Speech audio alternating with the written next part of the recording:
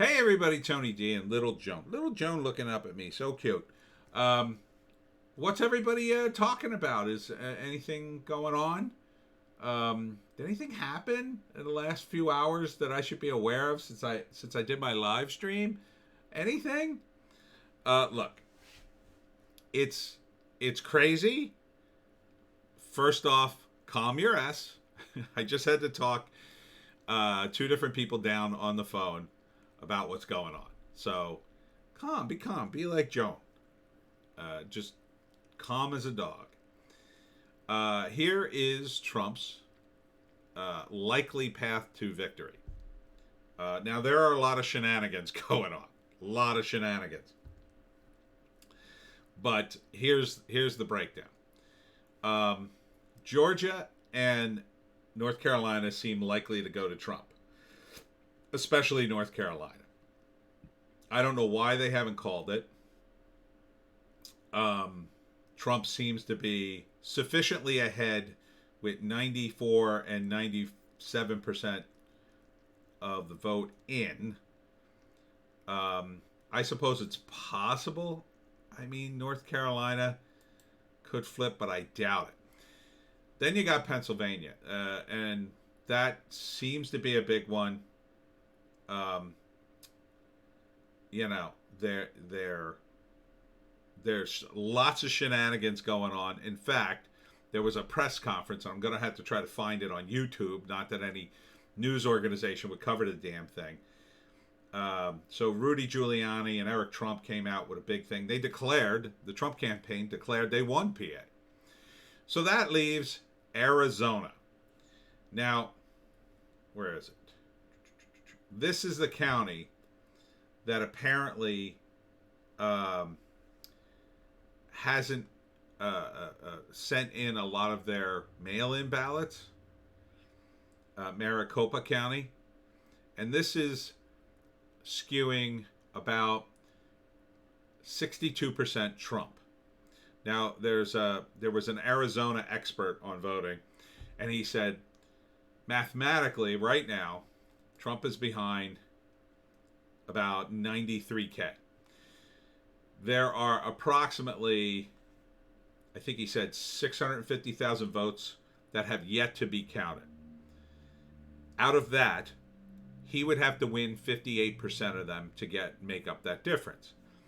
Maricopa County skews 62% towards Trump, and the red rural areas around it skew even further towards Trump. So it seems likely Trump will win Arizona now, Georgia, North Carolina, and PA. That gives him 276 and the win. It doesn't matter. Nevada doesn't matter. Wisconsin and Michigan don't matter. So that's where we're at for a Trump victory. Now, there's a lot of shenanigans going on in PA, a ton. I've seen some online. Additionally, Project Veritas is on the ground in places. There seems to be a ton of malfeasance in Michigan and Wisconsin, too, especially Wisconsin. Wisconsin's already in a recount. It's very close, only about 20,000. And the suspicious thing about Wisconsin is last night after the live stream, I went to bed and everybody went to bed, and we got up and he was winning Wisconsin. Then suddenly he was losing. Sometime around 3 a.m., Biden got 100,000 votes, like in one big drop, which, according to polling experts, but they say that's totally impossible because they were charting very normally. Trump was narrowly beating Biden. He was behind. They were pretty close together. The line is going up, and then suddenly Biden's line shoots straight up. That's the 100,000. So I don't know if the recount will discover the 100,000 bad votes.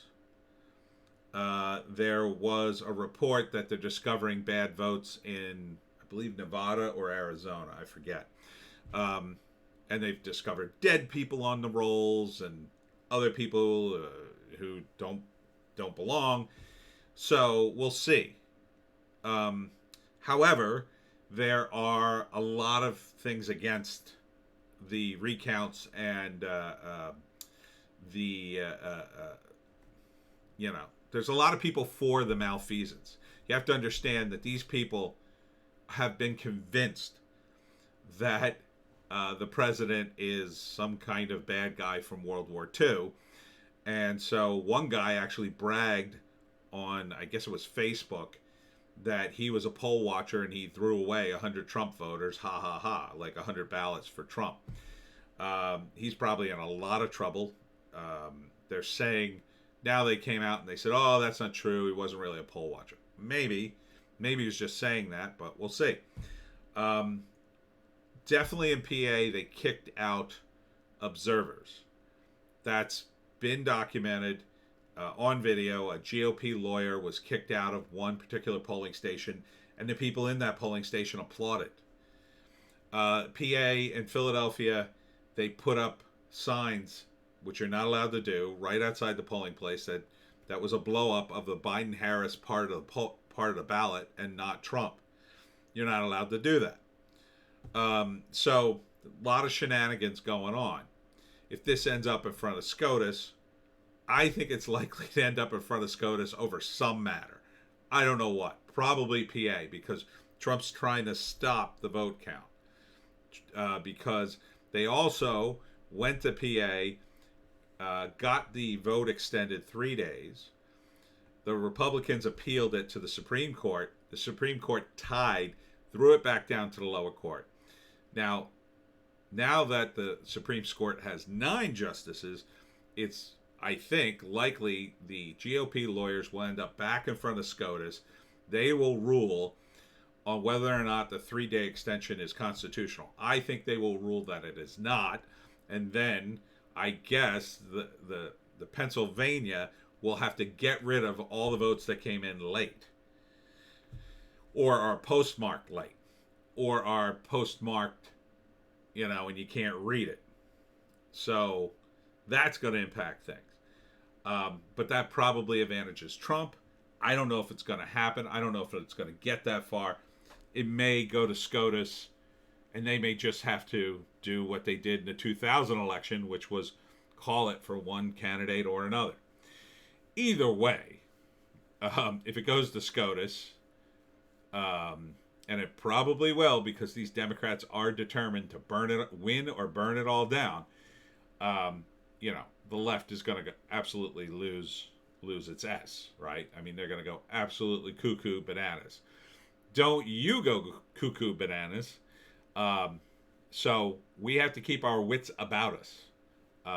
There's a lot of stuff going on. And look, should the worst happen, should this election be essentially stolen or, I don't know, maneuvered out from under us, whatever you want to call it, there's going to be a lot of leftists, especially on the internet, going, ha, ha, ha, ha. I already got one now who's emailing me, posting every day on Reddit, saying, you confident? You still confident? Or whatever. So, I mean, don't give these people ammo. Certainly don't blow up at them and say, F you stupid leftist, blah, blah, blah. Just, have dignity. Do what they are incapable of doing, which is, just say, well, oh well, next time, if that happens. I don't think that's going to happen. And look, there are going to be protests on behalf of Trump if that happens. If that does happen, and this is a big if, I think Trump is going to win. I think he's eventually going to win. It's going to be a knockdown, drag-out thing. It's going to be exhausting, but he's going to win. If he doesn't, or if something other bizarre thing happens, do not go crazy, okay? Do what normal people do. Protest. Calmly. Peacefully. Get a sign. Protest. This is wrong. I think Trump won.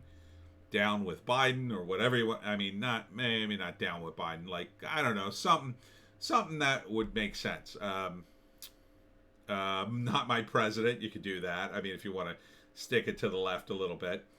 But, understand that the left is dying for you to go out there and do with what some guy did on a news station. He had a sleeveless T-shirt on. He had beer. He had a T-shirt, a sleeveless tee that said "Barbecue, Beer, and Freedom," and he went out in front of a news crew and started ranting about, freedom. And he was a bit of a maniac. It was kind of funny, but it was also kind of like cringy. So don't do that, right? And look, you know exactly what the news crews will do. They will go out, they'll interview 20 random people in the protest, and they'll find the one guy out of that 20 who's like, Trump shouldn't never lose, man. This is what QAnon said. This is what, it'll just be out of his mind. He'll babble a bunch of nonsense, and they'll make them look like S. Don't be that guy.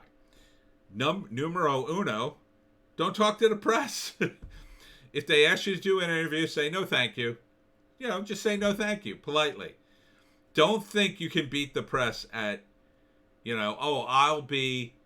I'll watch what I say, and then they'll have to show it, because reporters are very good at egging people on.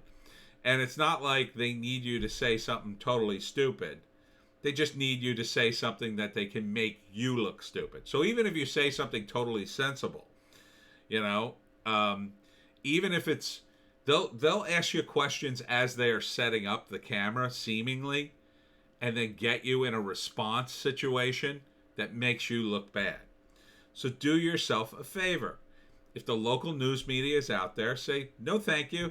I don't want to be interviewed. I'm just here to protest. I don't want to be interviewed, but thanks. And don't take it any further than that. If they say, well, why don't you want to be interviewed? Just keep going and wave your Trump flag or whatever you got. Don't be violent. Don't bring a bunch of weapons. Don't do any of that. And be careful, because obviously in some parts of the country, you may have counter-protesters. And those counter-protesters will be the crazy leftists. And they may do very nutty things. So understand that. But protest, in my view, is fairly ineffective. The only reason it's sort of working for the left is because Democrats are allowing them to get so violent, and they're running cover for them with the cops. They won't do that for you. Republicans won't do that, number one. And number two, the moment you step out of line, boom, you go to jail and you got a job, unlike most of the leftists. So the best thing to do is to put pressure on the politicians locally and nationally. And the way you do that is real simple. You write them. If you're a constituent and you write your senator, your congressman, about the issues you feel are important to you, they respond to that. And if enough people, it's all about numbers. So if enough people pressure them, even if it's a Democrat and it's a totally Republican thing, if enough people pressure him, he at least won't vote for it. He'll abstain, or he'll be out of town for the vote, or whatever. This has happened time and time again. Happens under the Republicans. Susan Collins just won her state. She's very moderate. She's a Republican, but she's very moderate. I believe she's, Maine, right? Maine. Yeah. Where the heck is it? Oh, gosh. Let me look on here. I believe it's Maine.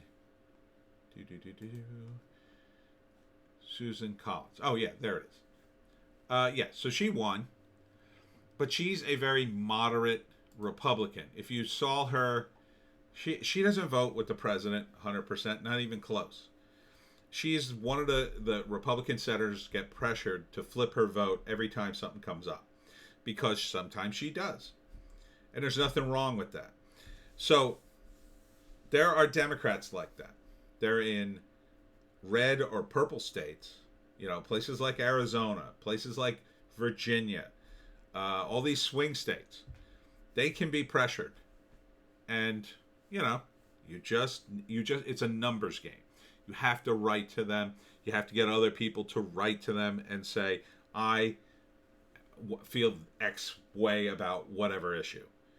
You get enough people, boom, you get them to change their vote. This is how you participate in American politics. Unfortunately, most people don't do this. Certainly the leftists don't do this. They just demand, and when it doesn't go their way, to the streets, everyone. The only thing that they're getting is they're defunding the police and hurting themselves, really. So, don't be like that. Whatever happens, do not be like them. Even if they steal the election, it doesn't do you any good.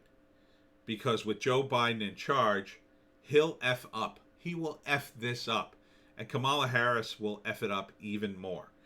And you got the 2022 elections, you got 2024. By then, there won't be much of a Democratic Party left.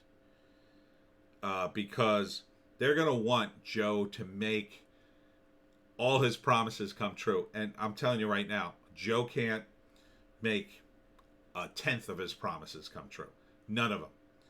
Now, the media will come out and say, oh, yeah, he did it, or he never promised that. Won't matter. It certainly won't matter to these leftists. They already hate Joe Biden. They just think he's more malleable than Trump and more easily toppled if you're in Antifa. So, don't despair. I think Trump's going to win. Maybe I don't know what I'm talking about. I predicted a Trump landslide. Wasn't really a landslide. I really thought, Michigan and Wisconsin and even Minnesota might go for Trump. But I guess I think people in riot-strewn states are smarter than they are. I mean, I can't believe Minnesota went so heavily for Biden. I mean, what the hell, Minnesota? You guys. Well, there's still one uncounted here, but Jesus, man. There's a lot of red there. I guess there's just not enough people. They're all in the city, and I guess they hate cops so much. They'd rather have none. So good luck with that, Minneapolis. I hope Biden gives you your dream of no cops and no prisons. And then maybe we'll just build a big wall around Minnesota and see how that works out for you. But, I don't think Biden will get anything done either way. But Trump, stay confident, stay calm. I think Trump is going to pull this one out. Never bet against Trump.